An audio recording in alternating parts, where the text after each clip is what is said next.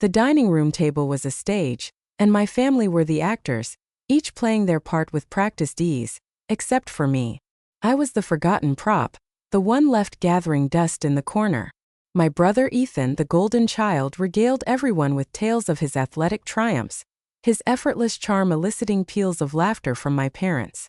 My sister Sophie, the delicate flower, fluttered her eyelashes and recounted her latest romantic conquest, basking in the adoring gazes of my father and mother. As for me, I studied from my textbooks. I could tell that they were ready to listen. I was Lena, the afterthought, the invisible daughter. I existed, but I didn't matter. My accomplishments were dismissed, my opinions ignored, my presence barely acknowledged.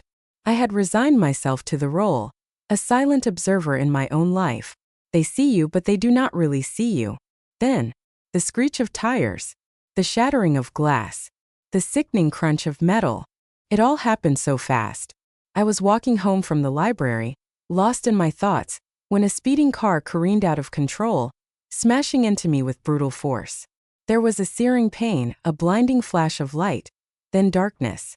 All the lights went out. There was no way out. My last thought before oblivion claimed me was a desperate plea, "Please, someone help me." I woke up in a sterile white room. My body ached, my head throbbed. A tangle of tubes and wires snaked across my skin, connecting me to machines that beeped and whirred with monotonous regularity. I was alone. Panic clawed up my throat. I needed my parents, my family, someone to tell me everything was going to be all right.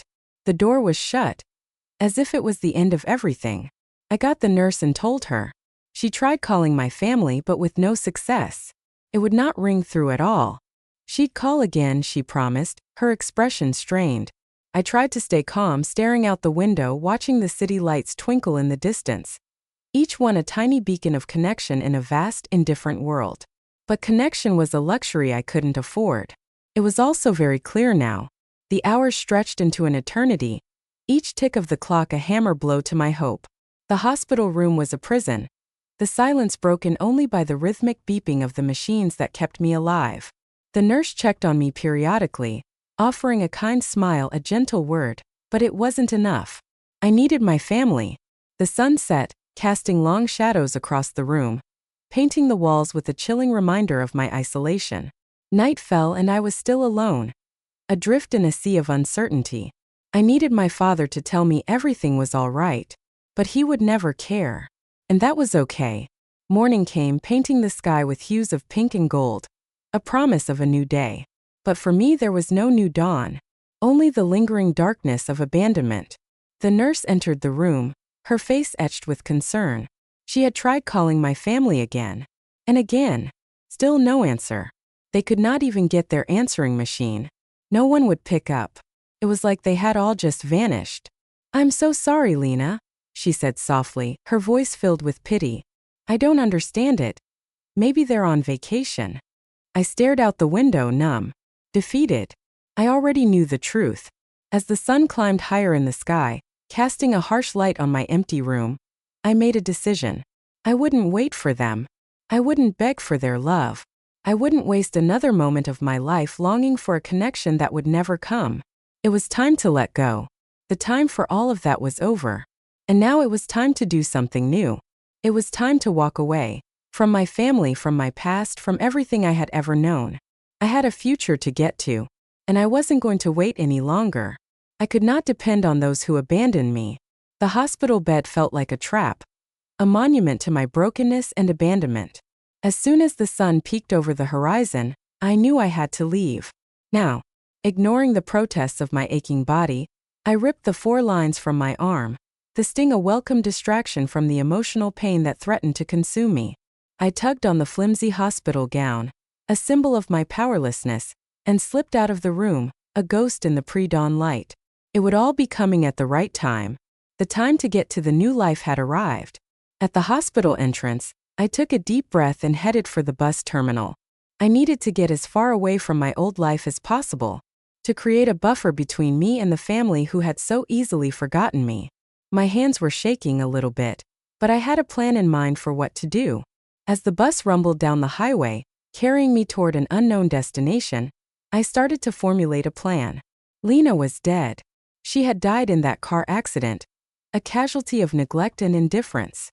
It was time to be someone new, someone stronger, someone who wouldn't be so easily dismissed. I now had a plan for what needed to happen, and it was time to be what it meant. The time had arrived to do everything. The small town I landed in was unremarkable, a blip on the map, a place where no one knew my name. It was perfect. I found a tiny, cramped apartment above a laundromat, the smell of detergent a constant reminder of my humble beginnings. It wasn't much, but it was mine, a blank canvas on which to paint my new life. Now it was time to become who I was supposed to be. Methodically, I destroyed any reminders of my old life.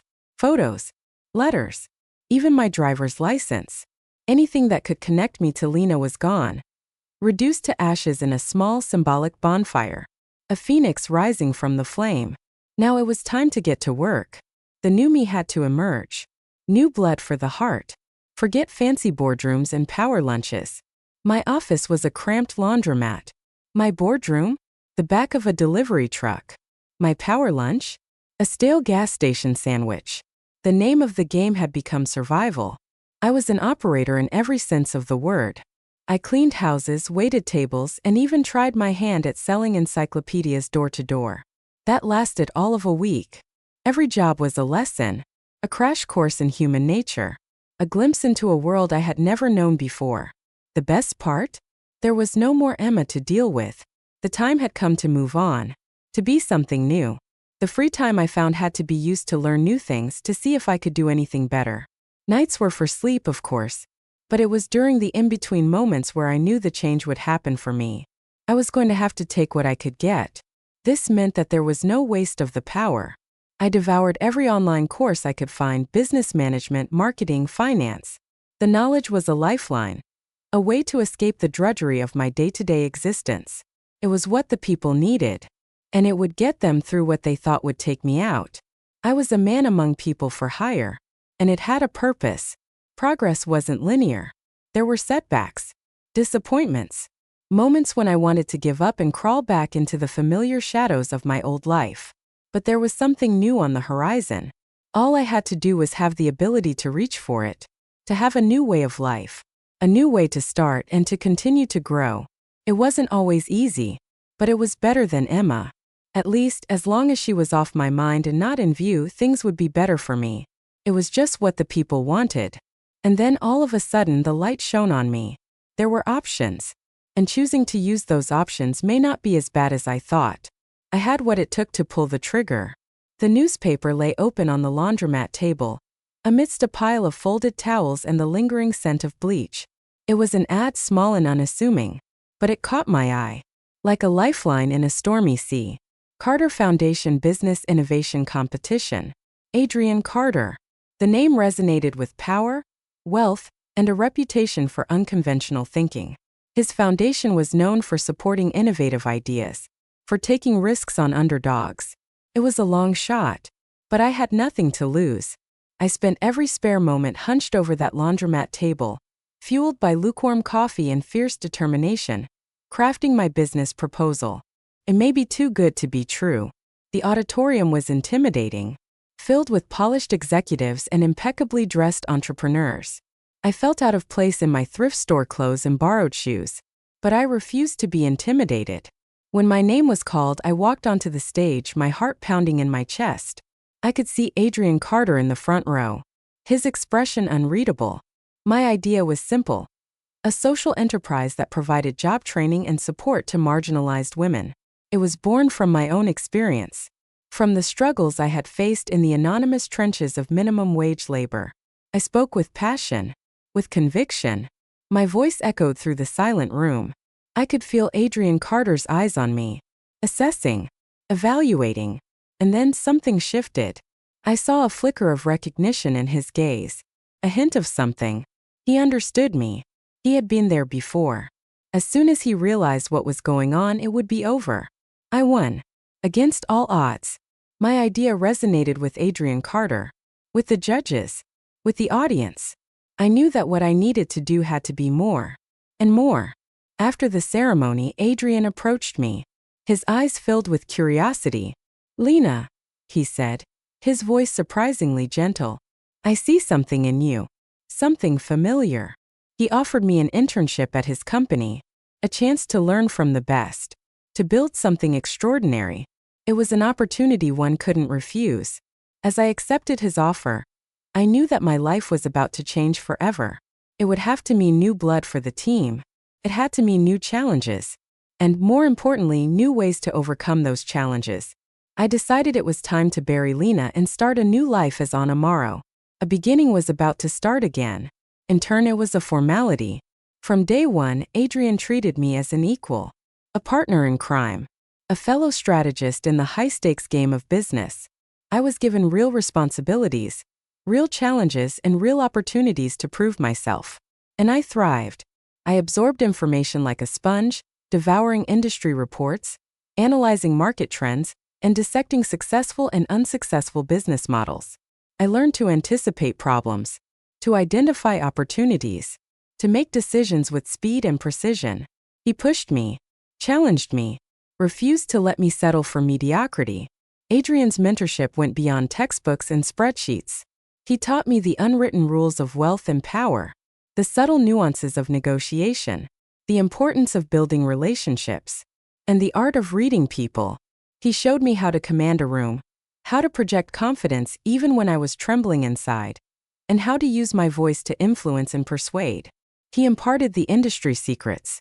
I understood how a handshake could be more binding than a contract, how silence could be more powerful than words, and how a well-placed smile could disarm even the most hardened opponent. This was more than just a business education.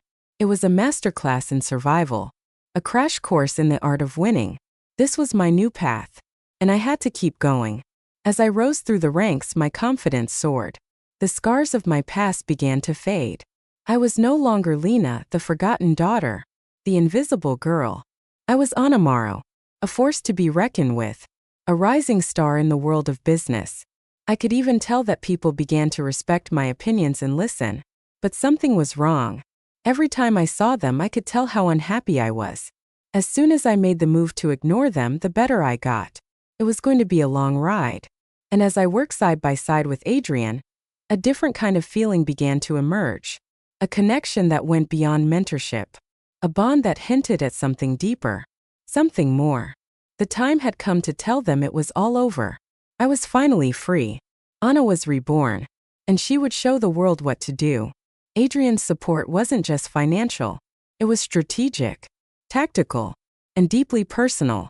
He helped me navigate the legal minefield of starting a business, connected me with key industry players, provided invaluable advice on everything from branding to marketing. The company would be a new form of medicine, something new, something that would provide all that was needed to keep people in tip-top shape. Most importantly, he instilled in me a belief in my own potential, a confidence that had been eroded by years of neglect and self-doubt. His plan for me started with a great plan, and I knew what I wanted to do, to get it right, and to do what he wanted.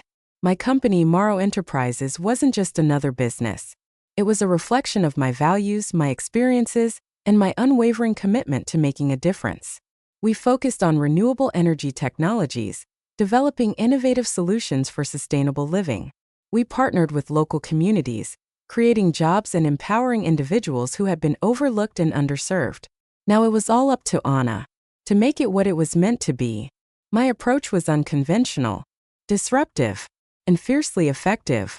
I challenged the status quo, defied expectations, and refused to compromise on my principles. The ideas were set to take the world by storm, and everything had to be right. The demand for our products and services was overwhelming.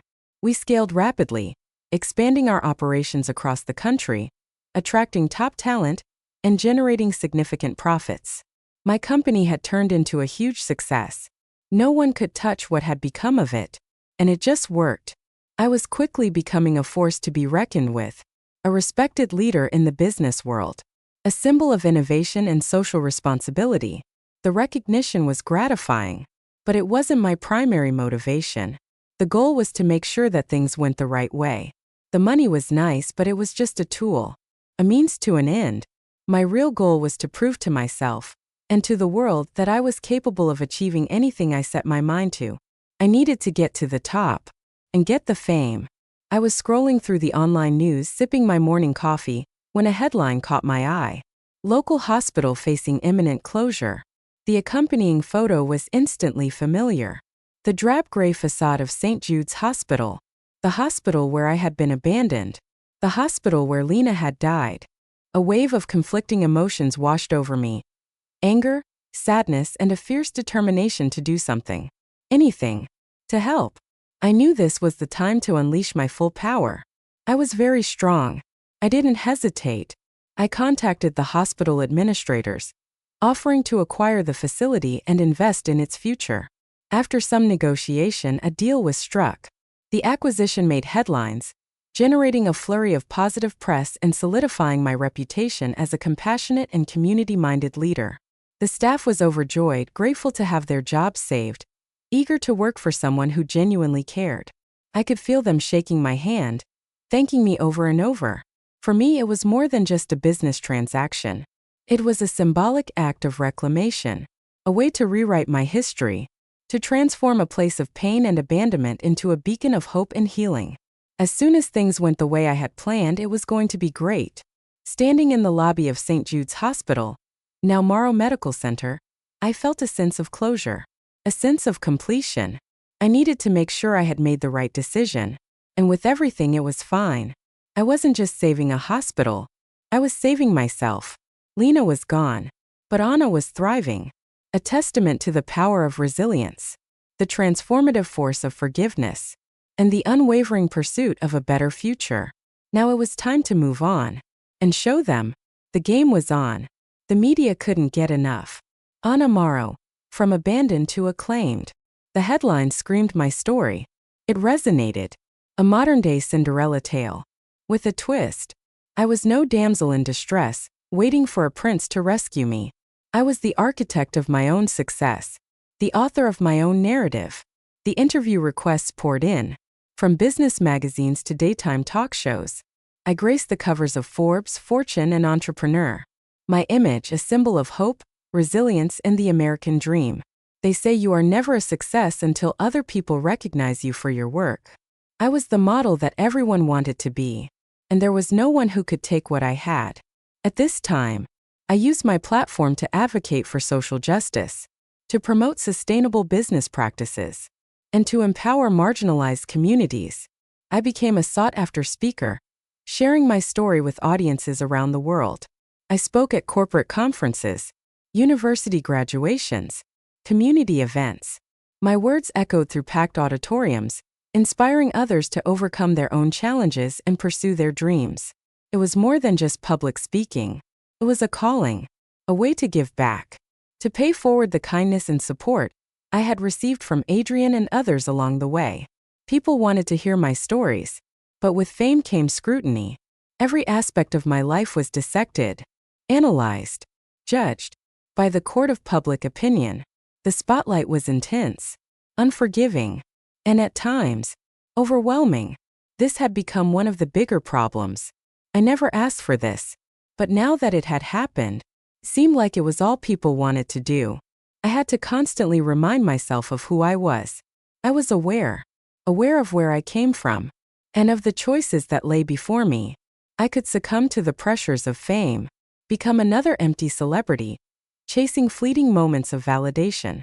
They could destroy themselves with time.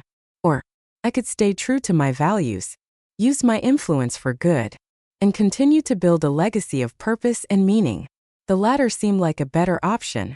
It was a choice, a daily decision, to remain grounded, to stay focused, to never forget the girl who had been left behind. I knew how things were going to play out. They had lived in a bubble of privilege, insulated from the harsh realities of the world. They refused to adapt to the changing economic landscape, clinging to outdated business practices, dismissing warnings from financial advisors. It was all coming. Little did they know what was going to get them. The first sign of trouble was a subtle dip in profits, a minor inconvenience, easily dismissed as a temporary blip. But the blip turned into a trend, the dip into a crash. Desperate to stop the bleeding, My parents scrambled to secure additional funding. They mortgaged their assets, drained their savings, even begged wealthy friends and relatives for loans. They needed to go to the bank, get everything straight, or it would all be over. Little did they know what was going to get them. But it wasn't enough. The debt mounted, the interest accrued, and the business continued to hemorrhage money at an alarming rate. They were drowning, gasping for air. But there was no one to throw them a lifeline. I had to get to where I wanted to be. But they would not let me. I had to figure out a way around those who stood in my way. There had to be better options. The inevitable finally happened. The bank foreclosed on their assets. Creditors descended like vultures. And the business collapsed, leaving my parents penniless, humiliated, facing a mountain of debt.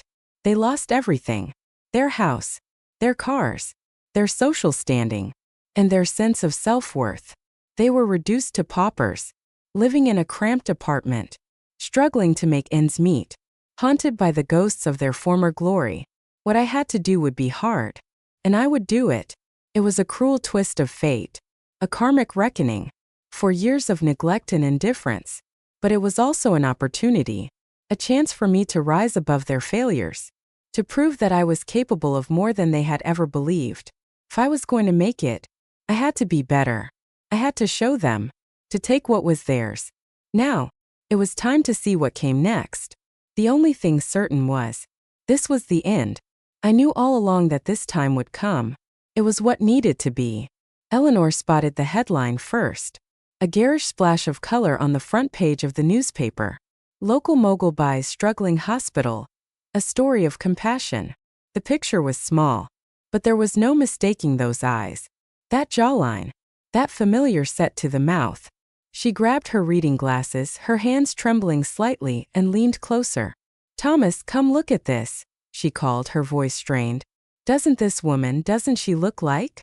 Thomas shuffled into the living room, his face etched with worry, his clothes rumpled and ill-fitting. He took one look at the newspaper, and his face paled. "It can't be," he whispered, his voice hoarse with disbelief. "It's impossible." Ethan scoffed, dismissing their concerns with a wave of his hand. "You're seeing things, Mom. It's impossible. There is no way this is all a real situation." Sophie, ever pragmatic, reached for her phone. "Gulin anamaro." A torrent of images flooded the screen. Magazine covers, television interviews, gala events. Each photo was a stark reminder of their own failure, their own insignificance. As they scrolled through the images, their disbelief slowly eroded, replaced by a growing sense of dread. The resemblance was undeniable. The details matched. The dates aligned. It was her. It was Lena, the daughter they had neglected, the sister they had overlooked, the girl they had forgotten. A wave of guilt washed over Eleanor, a cold, bitter tide that threatened to drown her. They had come so far, and now, they were starting to have problems. Thomas stared blankly at the wall, his face a mask of despair. They realized, this was their last chance. Now, it was time to do everything that was meant for them. Ethan and Sophie exchanged nervous glances, realizing the implications of their parents' revelation. Their past was now here to haunt them. The new life was a hard and troubling time, and there was nothing that could say it was wrong. There was no going back. The past had come back to life. The girl had just gotten a great sense of what she had to do. The past would make the decision for the future. What had been done, had been done. The restaurant was upscale, chosen deliberately for its air of exclusivity, and its panoramic view of the city, a constant reminder of the heights I had reached. They looked small and desperate. It was everything I needed and all that was so wrong. My parents were the first to arrive, their faces etched with anxiety, their clothes ill-fitting and outdated. They sat stiffly at the table, their eyes darting around the room, taking in the opulent decor, the well-dressed patrons and the attentive staff. Their past was haunting them now, and nothing would come of it. Ethan and Sophie arrived a few minutes later, their usual arrogance replaced by nervous deference. They greeted me with forced smiles and hollow pleasantries, their eyes betraying a mixture of hope and fear. It was like they had never been where I wanted them to be. The apologies started almost immediately. A torrent of insincere words, hollow promises, desperate pleas for forgiveness. They spoke of regret, of remorse, of a newfound understanding of the pain they had caused. They promised to change, to make amends, to become the loving and supportive family I had always deserved. But it felt like those apologies were just to get me to drop the case. I listened in silence, my expression unreadable, my emotions carefully guarded. They knew my power, and they were nothing to me. It was what it had come to mean, and now it was all that mattered. I waited for you once, I said, my voice cold and unwavering. I begged for your attention, craved your love. I longed for your acceptance. But you turned away. You ignored me. You forgot about me. I wanted them to know what I was. And it was coming to a head. The new deal was coming. And they knew how important it was to get everything to go their way and be like that again. The reality had just begun. I knew that it was going to be very intense. And I was getting ready to leave. I'm here for what is to come. The past is over, and there is no changing that. The meeting was over. I simply walked away. Everything would be okay. The new me would take care of it.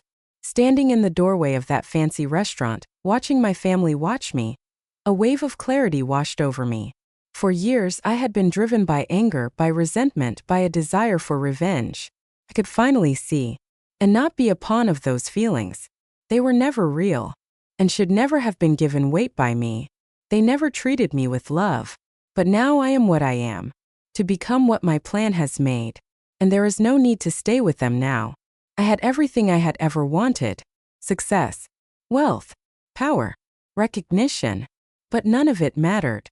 If I was just living to spite them, if I was just proving them wrong, it was time to let go of the anger, to release the resentment, and to embrace a future defined by my own choices, my own values, my own desires. I had to figure out what all this would bring, and what that meant for me to come to fruition as the person I was set to be.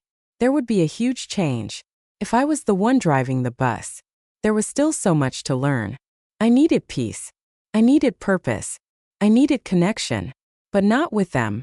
With those who could see me, who could hear me, who would listen. I was not going to stand for something that would cause my well-being to come undone again.